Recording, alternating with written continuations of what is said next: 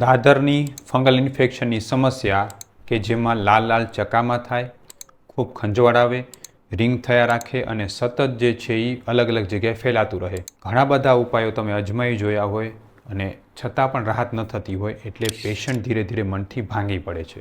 પણ મિત્રો, આની પાછળનું મૂળ કારણ છે લોહીમાં કફ અને પિત્તનું વધવું એટલે કે લોહીનો બગાડ. જ્યારે રક્તદૃષ્ટિને ઠીક કરવામાં ના આવે તો આ રોગ ઠીક થતો નથી.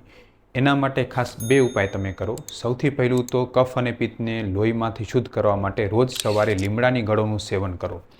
લીમડાની ગળો કફ અને પિત્તને લોહીમાંથી શુદ્ધ કરે છે.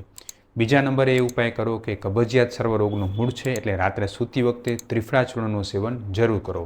આ 2 ઉપાય તમે લાંબો સમય કરશો અને સાથે સાથે જો છે એ લીમડાના પાણીથી સ્નાન કરશો, લીમડો લગાડીને ઘસીને ચામડીને સાફ કર્યા રાખશો તો દાદર અવશ્ય મટી જશે.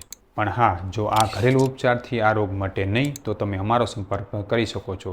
તમારા સ્વાસ્થ્યની જવાબદારી મારા ઉપર. સ્વસ્થ રહો, મસ્ત રહો.